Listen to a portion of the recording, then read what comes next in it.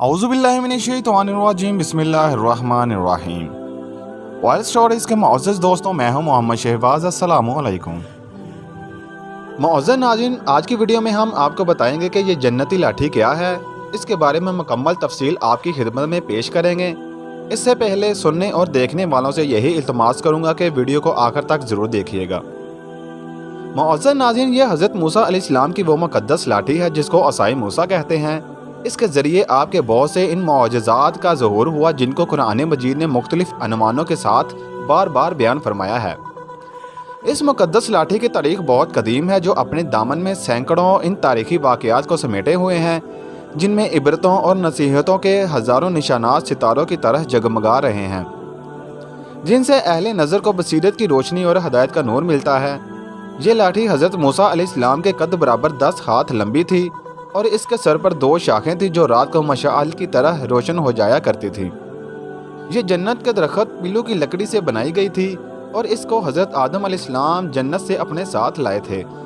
चुनाचे हज़रत सैयदी अली अहबोरी रहमतुल्लाह अलैह ने फरमाया, यानी हज़रत आदम अलैहिस्सलाम के साथ ऊद, खुशबूदार लकड़ी और हज़रत मूसा अलैहिस्सलाम का असा जो इज़्ज़त वाली पिल्लू की लकड़ी का था, और अंजीर की पत्तियाँ और हजराए अस्वद जो मक्का मुअज़्ज़मा में है, और नबी मुअज़्ज़म हज़रत सुलेमान अलैहिस्सलाम की अंगूठी, ये पांचों चीज़ें जन्नत से उतारी गईं। हज़रत आदम अलैहिस्सलाम के बाद ये मुक़द्दस असा हज़रात अंबिया कराम सलातो वस्सलाम को यके बाद दीगर बतौर मिरास के मिलता रहा, यहाँ तक कि हज़रत शुएब अलैहिस्सलाम को मिला जो कौम मदीन के नबी थे। जब हज़रत मूसा अलैहिस्सलाम मिस्र से हिजरत फरमाकर मदीन तशरीफ़ ले गए और हज़रत शुएब अलैहिस्सलाम ने अपनी साजजादी हज़रत बीबी सफ़ूरा रज़ियल्लाहु अन्हा से आपका निकाह फरमा दिया और आप 10 बरस तक हज़रत शुएब अलैहिस्सलाम की खिदमत में रहकर आपकी बकरियां चराते रहे। इस वक्त हज़रत शुएब अलैहिस्सलाम ने हुक्म खुदाबंदी के मुताबिक आपको ये मुक़द्दस असा अता फरमाया। फिर जब आप अपनी ज़ौजा मोहतरमा को साथ लेकर मदीन से मिस्र अपने वतन के लिए रवाना हुए और वादी मुक़द्दस मकाम तुवा में पहुँचे, तो अल्लाह ताला ने अपनी तजल्ली से आपको सरफराज फरमाकर मुनसब रिसालत के शरफ से सर बुलंद फरमाया। इस वक्त हज़रत हक्के जल मजद्दा ने आपसे जिस तरह कलाम फरमाया, कुरान मजीद ने इसको इस तरह बयान फरमाया है, और ए मूसा, आपके दाहिने हाथ में क्या है? तो आपने फरमाया कि ये मेरी लाठी है, मैं इस पर टेक लगाता हूँ और इससे अपनी बकरियों के लिए पत्ते झाड़ता हूँ और इससे मेरे दूसरे काम भी निकलते हैं। हज़रत मूसा अलैहिस्सलाम इस मुक़द्दस लाठी से मज़कूरा बाला काम निकालते रहे, मगर जब आप फ़िरऔन के दरबार में हदायत फरमाने की गर्ज से तशरीफ़ ले गए और इसने आपको जादूगर कहकर जुटलाया, तो आपके इस असा के ज़रिए बड़े बड़े मौजज़ात का ज़हूर शुरू हो गया, जिनमें 3 मौजज़ात का तज़किरा कुरान मजीद ने बार बार फरमाया है। वो क्या मौजज़ात थे, हम आपकी खिदमत में पेश करते हैं। पहला मौजज़ा, असा अजदा बन गया। इसका वाक़या ये है कि फ़िरऔन ने एक मेला लगवाया और अपनी पूरी सल्तनत के जादूगरों को जमा करके हज़रत मूसा अलैहिस्सलाम को शिकस्त देने के लिए मुकाबला पर लगा दिया, और इस मेले के अज़्दहाम में जहाँ लाखों इंसानों का मजमा था, एक तरफ जादूगरों का हजूम अपनी जादूगरी का सामान लेकर जमा हो गया और इन जादूगरों की फ़ौज के मुकाबला में हज़रत मूसा अलैहिस्सलाम तन्हा डट गए। जादूगरों ने फ़िरऔन की इज्जत की कसम खाकर अपने जादू की लाठियों और रस्सियों को फेंका, तो एकदम वो लाठियाँ और रस्सियाँ सांप बनकर पूरे मैदान में हर तरफ फनकारें मार मार कर दौड़ने लगीं और पूरा मजमा खौफो हरास में बदहवास होकर इधर उधर भागने लगा, और फ़िरऔन और इसके तमाम जादूगर इस करतब को दिखाकर अपनी फतह के घमंड और गुरूर के नशा में बदमस्त हो गए और जोश शादमानी में तालियां बजा बजा कर अपनी मसरत का इजहार करने लगे कि इतने नागहां हज़रत मूसा अलैहिस्सलाम ने खुदा के हुक्म से अपनी मुक़द्दस लाठी को इन सांपों के हजूम में डाल दिया, तो ये लाठी एक बहुत बड़ा और नहायत हिब्बतनाक अजदा बनकर जादू के तमाम सांपों को निगल गया। ये मौजज़ा देखकर तमाम जादूगर अपनी शिकस्त का एतराफ़ करते हुए सजदा में गिर पड़े और बाआवाज़ बुलंद ये ऐलान करना शुरू कर दिया कि हम सब हज़रत हारून अलैहिस्सलाम और हज़रत मूसा अलैहिस्सलाम के रब पर ईमान लाए। चुनाचे कुरान मजीद ने इस वाक़या का जिक्र करते हुए इरशाद फरमाया है। तर्जुमा, जादूगरों ने कहा कि ए मूसा, आप अपना असा पहले डालेंगे या हम पहले अपने डालने वाले बने? तो आपने फरमाया कि बल्कि तुम्हें डालो। तो यकायक इनकी रस्सियाँ और लाठियाँ इनकी नज़रबंदी से हज़रत मूसा अलैहिस्सलाम के ख्याल में ऐसी मालूम होने लगी जैसे सांप दौड़ रहे हैं। तो हज़रत मूसा अलैहिस्सलाम के दिल में थोड़ा सा खौफ हुआ تو ہم نے فرمایا کہ تم دوڑو نہیں، تم ہی غالب رہو گے، اور تمہارے ہاتھ میں جو عصا ہے اس کو ڈال دو۔ تو ان لوگوں نے جو سوانگ بنایا ہے یہ عصا ان سب کو نگل جائے گا، اور جادوگر معجزات کے مقابلہ میں جہاں بھی وہ آئے کامیاب نہیں ہوتا۔ تو تمام جادوگر سجدہ میں گر کر کہنے لگے کہ ہم حضرت ہارون و حضرت موسیٰ کے رب پر ایمان لائے۔ معزز ناظرین، اس لاٹھی کا دوسرا معجزہ یہ ہے کہ عصا مارنے سے چشمے جاری ہو گئے۔ اس کا واقعہ اس طرح ہے کہ بنی اسرائیل کا اصلی وطن ملک شام تھا، لیکن حضرت یوسف علیہ السلام کے دور حکومت میں یہ لوگ مصر میں آ کر آباد ہو گئے، اور ملک شام پر قوم امالکہ کا تسلط اور قبضہ ہو گیا جو بدترین قسم کے کفار تھے۔ جب فرعون دریائے نیل میں غرق ہو گیا اور حضرت موسیٰ علیہ السلام کو فرعون کے خطرات سے اطمینان ہو گیا، تو اللہ تعالیٰ نے حکم دیا کہ قوم امالکہ سے جہاد کر کے ملک شام کو ان کے قبضہ و تسلط سے آزاد کرائیں۔ چنانچہ آپ 6 لاکھ بنی اسرائیل کی فوج لے کر جہاد کے لیے روانہ ہو گئے، مگر ملک شام کی حدود میں پہنچ کر بنی اسرائیل پر قوم امالکہ کا ایسا خوف سوار ہو گیا کہ بنی اسرائیل ہمت ہار گئے اور جہاد سے منہ پھیر لیا۔